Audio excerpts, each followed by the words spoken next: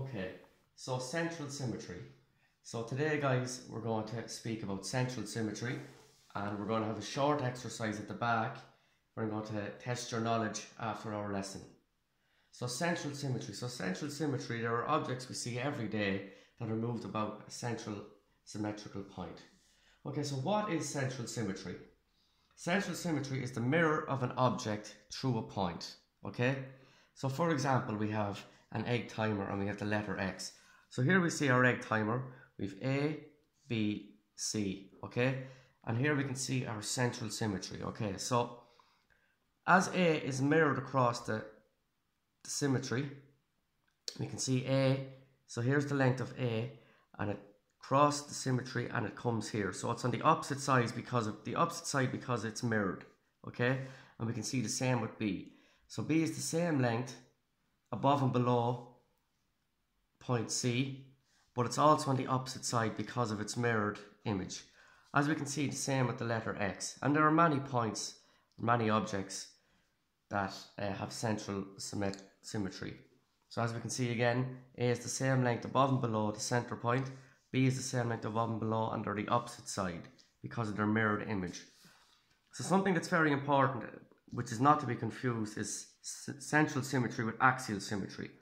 So here we can see axial symmetry. So we have an axis going down the center of our two pieces. Our triangles are also mirrored, but they're mirrored across an axis. So here we see our axis, okay?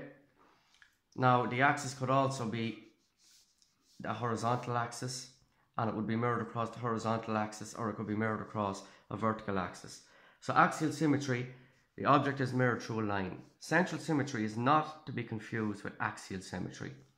As you can see below, central symmetry brings A, B, C the same distance through the center point to create a mirror image. So as we can see here, C crosses, it's the same distance above and below the center line, but it's mirrored. As we can see here, C doesn't end up here as it does through the center point. C stays on the same line as it's just mirrored across. So we can see the difference here of the central symmetry and the axial symmetry. So I have an object that I'm going to do out now.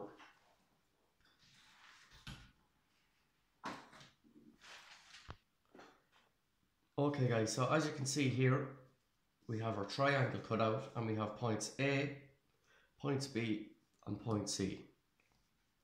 And here's our center point.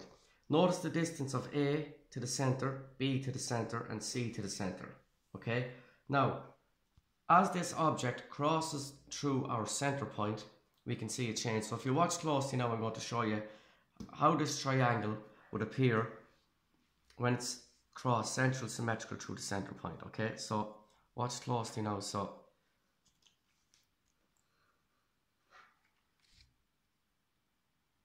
okay, so where C was here, it's now here. Where B was here, it's now here. And where A was here, it's now here. So if you want to just watch that again,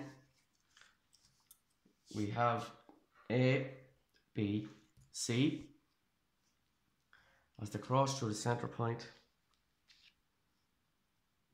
That's how it turns. Okay guys, so I have a very short exercise.